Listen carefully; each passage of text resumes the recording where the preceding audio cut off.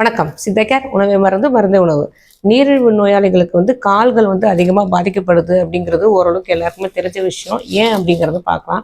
ஏன்னா டயாபெட்டிஸ் தொடர்ந்து இருந்துகிட்டே இருக்கும்போது அதுவும் கட்டுக்குள்ள இல்லாமல் மருந்துகள்லாம் தொடர்ந்து எடுத்துக்கிட்டு வரும்போதும் சரி, அந்த பிளட் சுகர் லெவல் இன்க்ரீஸ் ஆகி குறையும் போது நிறைய வெயின்ஸும், அதாவது இரத்த குழாய்களும், அப்புறம் நரம்புகளும் பாதிக்கப்படுது. நிறைய கால்கள் யூஸ் பண்ணுறதால அதில் ஏதாவது ஒரு ஸ்ராய்ப்போ, ஒரு புண்ணோ, இல்லை கல்லோ முள்ளோ குத்துறதால வர புண்களால் நரம்புகள்லாம் பாதிக்கப்பட்டு அது உணர்ச்சியே இல்லாமல் போயிடுது. அவங்க என்ன பண்ணணும் அப்படின்னா, எப்போதும் அவங்க செருப்பு தான் அணியணும். நடக்கும்போது வீட்டுக்குள்ளே நடக்கும்போதும் சாக்ஸ் போட்டுக்கிட்டு இருந்தால் ரொம்ப நல்லது.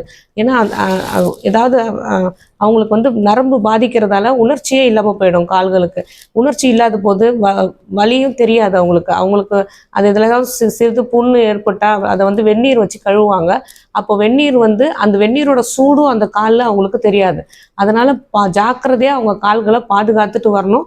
இதே பெண்களுக்கு சேத்துப்புண் அடிக்கடி வரும் இல்லையா, அந்த நீரிழிவு நோயாளிகளுக்கு இந்த சேத்துப்புண் கால் விரல்களுக்கு இடுக்கல சேத்துப்புண் வந்தாலும் உடனே சித்த மருத்துவர் அணுகி இந்த புண்கள் எல்லாம் சரி பண்ணிக்கணும். சித்த மருத்துவர்களுக்கு இந்த கால்களில் ஏதாவது புண்ணு இருந்தால் உடனே இது குணமாகறதுக்கு உள்ளுக்குள்ள மருந்து சித்த மருத்துவத்தில் இருக்கு. வெளியே ஆடுறதுக்கும், அந்த புண்கள் சீக்கிரம் ஆடுறதுக்கும் நிறைய தைலங்களும் இருக்கு. சித்த மருத்துவத்தில் இது சிறந்த நிவாரணம் இருக்கு. ஆனால் அந்த புண்ணு வராமல் பார்த்துக்கிறதுக்கு அவங்க என்னென்ன பண்ணலாம் அப்படின்னா, கண்டிப்பாக அவங்க செருப்பு போட்டு தான் நடக்கணும். வீட்டில் இருக்கும்போது சாக்ஸ் போட்டுக்கணும். அவங்க வெதவெதப்பான தண்ணியில் மட்டும்தான் குளிக்கணும். காலுக்கு ஒத்தடம் ஏதாவது கொடுக்கணும்னு நினச்சா கூட வெதவெதப்பான தண்ணியில் தான் கொடுக்கணும். கொஞ்சம் சின்ன சின்ன சிராய்ப்பு ஏற்பட்டாலே உடனே சித்த மருத்துவர் அணுகி அதுக்கு ஒரு நிவாரணத்தை அடிக்கணும். அவங்க இதை வர அந்த காலை பத்திரமா வச்சுக்கணும் அப்படின்னா, அவங்களுக்கு அந்த காலு கொஞ்சம் லைட்டாக நிறம் மாறும். அப்படி இல்லைன்னா கால்களுக்கு வலி தெரியாமல் இருக்கும். இதுதான் முதல்ல ஆரம்ப ஸ்டேஜாக இருக்கும். அதுக்கப்புறம் தான் அவங்களுக்கு அந்த புண்ணே வர ஆரம்பிக்கும். புண்கள் அவங்க நடக்கும்போது மட்டும்தான் அதாவது வெளியே ஒரு புது இடத்துக்கு, ஏன்னா தொடர்ந்து அவங்க ஏற்கனவே புழங்குற இடத்துல நடந்தாங்க அப்படின்னா அவங்களுக்கு எந்த பிரச்சனையும் இருக்காது. புது இடத்துக்கு போகும்போது, அதுவும் கோயில்களுக்கு முக்கியமாக போகும்போது, பிரகாரம் சுற்றி வரும்போது அவங்க கண்டிப்பாக சாக்ஸ் போட்டுக்கிட்டு நடந்தால் ரொம்ப நல்லாயிருக்கும். ஏன்னா அந்த சின்ன சின்ன விஷயங்கள் அவங்க கவனம் வச்சுக்கல அப்படின்னா, ஒரு சின்ன ஸ்ராய்ப்பு இல்லைன்னா தோல் வயண்டு வர்றது கூட பெரிய புண்ணாக மாறதுக்கு அவங்களுக்கு சான்சஸ் இருக்குது.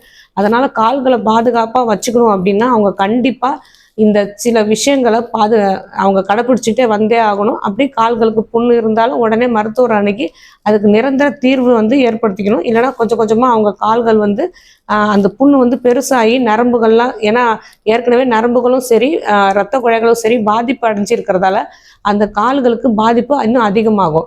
அதனால் நீரிழிவு நோயாளிகள் கண்டிப்பாக கால்களை பத்திரமா பார்த்துக்கணும். ஏன்னா நம்ம கால்கள் தான் பிரதானம். அவங்களுக்கு கால்களை எடுக்கக்கூடிய நிலைமை வந்தது அப்படின்னா அவங்களுக்கு சுயமாக எதுவுமே அவங்களால செய்ய முடியாமையே போயிடும். அதனால் கவனமாக இருக்கிறது ரொம்ப நல்லது. ஆரோக்கியமாக வாழ்வோம். உங்களுக்கு வேறு எதை பற்றி பேசணும்னு நினச்சாலும் வேறு எது கமெண்ட் பண்ணுங்கள் தாராளமாக. உங்களுக்கு எந்த நோய்க்கு எந்த பிரச்சனை இருந்தாலும் உங்களுக்கு தீர்வு காணணும்னா சித்தா கேரை அணுகுங்க.